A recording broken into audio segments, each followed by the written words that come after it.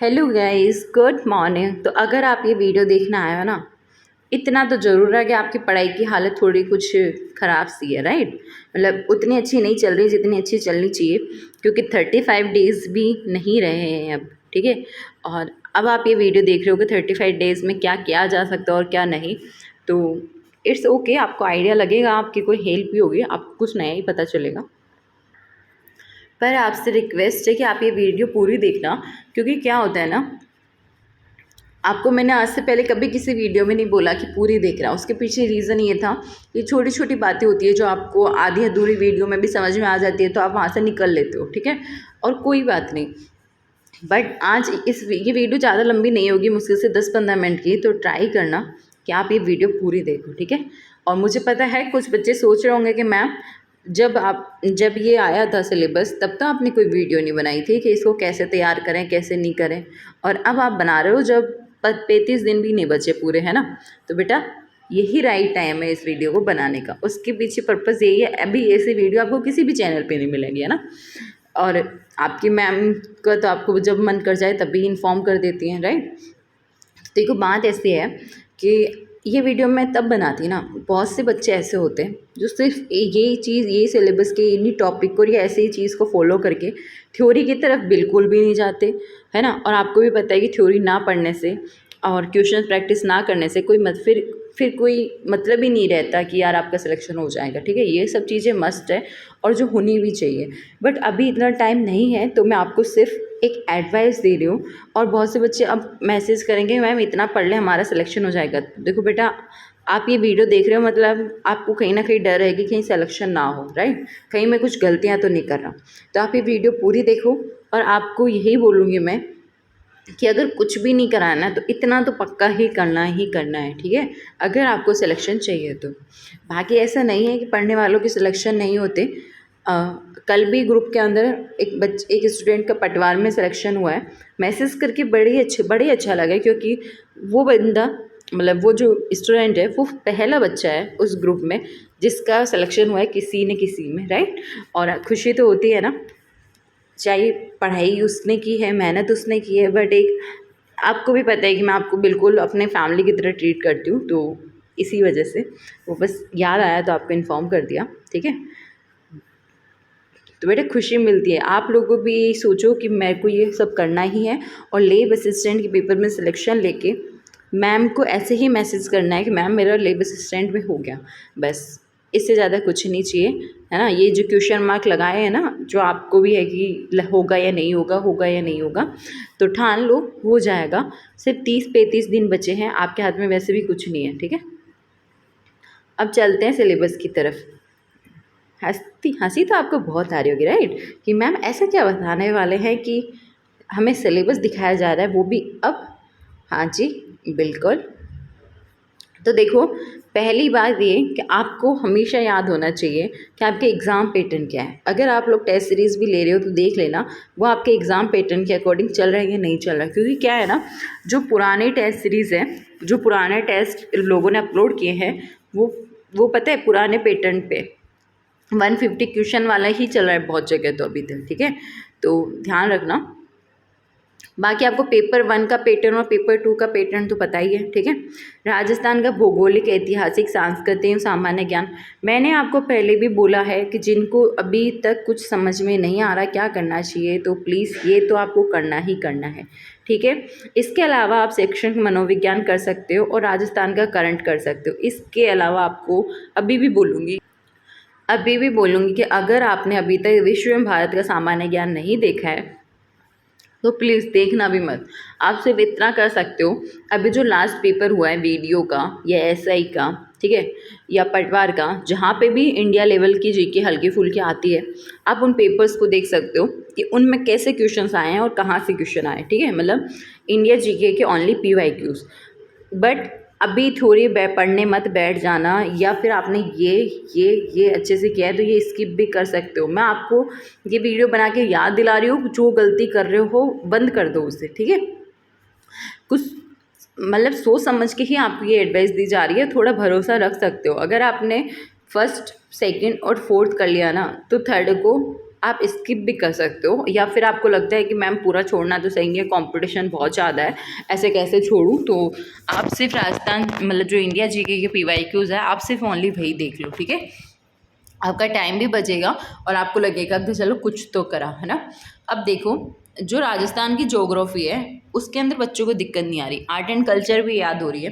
कल भी एक स्टूडेंट का मैसेज था कि मैम हिस्ट्री जो है वो याद नहीं हो रही है, तो देखो हिस्ट्री याद होती भी नहीं है ना, कितनी बार पढ़ोगे तब जाके समझ में आएंगी चीज़ें। तो बात ऐसी है कि हिस्ट्री को कैसे डील करना है वो मैं आगे चल के आपको वीडियो बना के अभी बताती हूँ। बट एक बात ये है कि अगर आपको लग रहा है कि आपको हिस्ट्री पढ़ने नहीं पढ़ रही, तो आपसे एक रिक्वेस्ट है कि आपको क्या करना है ना, आपको ज़्यादा कुछ नहीं करना, मतलब आपको सिर्फ हिस्ट्री के PYQs देख लेना है, ठीक है, जो राजस्थान की एग्ज़ाम्स में आए हुए हैं। जैसे उजाला पब्लिकेशन की बुक आती है एक, जिसमें RSMSSB द्वारा पूछे गए पुराने जितने भी पेपर्स हैं वो करवाए हुए हैं, तो आप उजाला वाली बुक ले आओ, ज़्यादा महंगी नहीं है, 80-90 रुपये की आती है, और आपका रिवीजन अच्छे से हो जाएगा, ठीक है। क्योंकि क्या है ना कि राजस्थान जीके में हिस्ट्री, आर्ट एंड कल्चर और ज्योग्राफी सभी इंपॉर्टेंट है। अगर किसी को हिस्ट्री बहुत अच्छे से याद हो जाती है तो बढ़िया बात है, अगर नहीं होती है तो आपको PYQs तो करके जाने ही जाना है, ठीक है।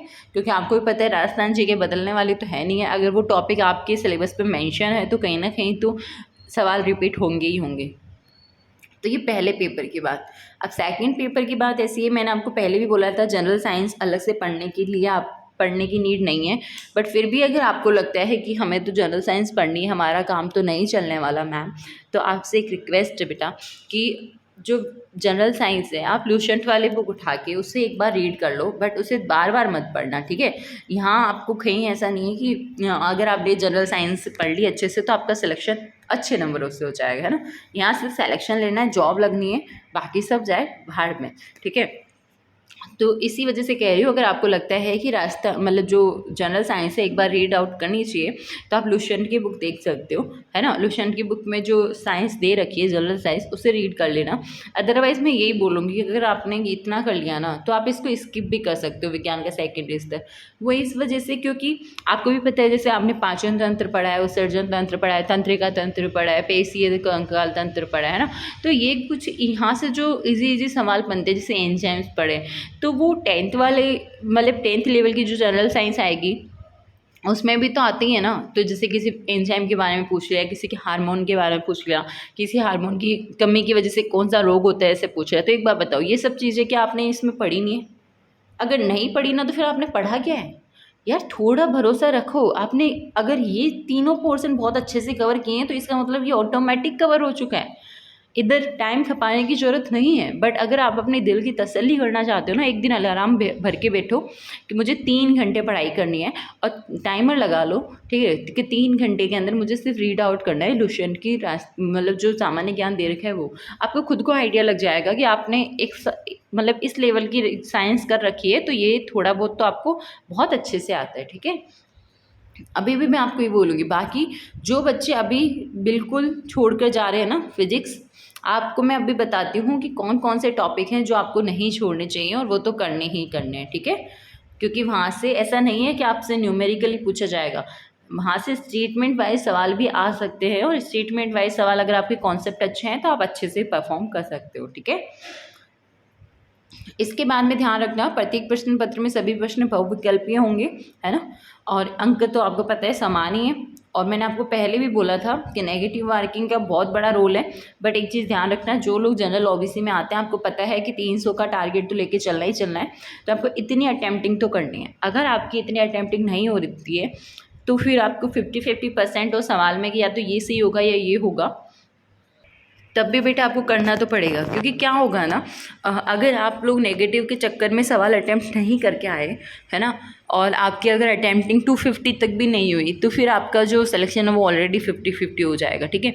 और एक बात बताऊं, अगर पेपर टफ आया ना तो आप मान सकते हो 260, 270, 250 समथिंग, बट अगर पेपर इजी आया तो 300 से कम नहीं जाने वाली, क्योंकि 2 पेपर है और दोनों पेपर में 150 नंबर आराम से लाए जा सकते हैं, ठीक है, अगर किसी ने अच्छे से तैयारी करी है तो तो आपसे यही रिक्वेस्ट है, ध्यान रखना, आपको पेपर देख के आपको आइडिया लग जाना चाहिए, क्योंकि और वो तभी लगेगा जब आपने पहले सवाल कर रखे हों। अगर आप सोचोगे कि मैंने 7-7 घंटे 8-8 घंटे 6-6 घंटे पढ़ाई की है डेली 1-2 महीने, है ना, लगातार, और अगर मेरे से ये सवाल नहीं हो रहे, इसका मतलब है कि पेपर टफ है।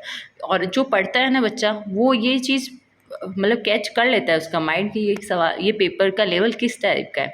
तो अगर आपको लगे कि पेपर का लेवल हार्ड है, तो आपको ज़्यादा नेगेटिव नहीं करना है, ठीक है, मतलब ज़्यादा रिस्क नहीं लेनी है।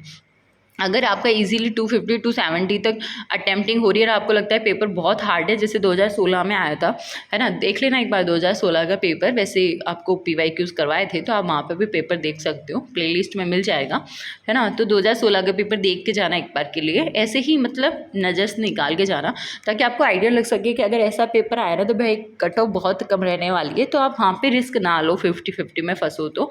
बट अगर आप 2018 का पेपर भी देख के जाना, आपको लगे पेपर इस लेवल का है, मतलब इजी सा ही है, तो आपसे यही रिक्वेस्ट करूँगी मैं तो, कि कम से कम 300 के समथिंग तो अटेम्प्टिंग करके आना, क्योंकि ऐसे महाशय बहुत कम होते हैं कि आप 300 नंबर की अटेम्प्टिंग करो और आपका कोई सवाल गलत ना हो। ऐसा नहीं होता, हमेशा नेगेटिव मार्किंग में अगर आप कितना भी बच के सवाल भी करके आओगे ना, तो भी पक्का 3-4 तो जाने जाने, 2-4 फिर डिलीट हो जाते हैं। तो आपको पता है ना उनसे कितना कट फ़र्क पड़ जाता है आपके मार्क्स पे भी और कट ऑफ पे भी। तो आपसे रिक्वेस्ट है, यही अभी से माइंड सेट करके बैठें। और अगर आपने टेस्ट सीरीज ज्वाइन कर रखी है, तो वहाँ पे भी यही ट्राई करें कि दोनों पेपर में कम से कम 150 तो निकालनी है। वो इस वजह से बोल रही हूँ क्योंकि क्या होता है ना, आप पेपर 2 में अगर 160-170 ले आते हो तो बढ़िया बात है, आप ही का फ़ायदा है, राइट। पर 150 का तो माइंड सेट करके रखो, क्योंकि क्या है ना, 200 में से 200 नंबर किसी के नहीं आने वाले, है ना। तो ये सिर्फ वो चीज़ें थी, अगर आप टेस्ट सीरीज़ भी दे रहे हो तो गलतियाँ ना करो, ना दोहराओ।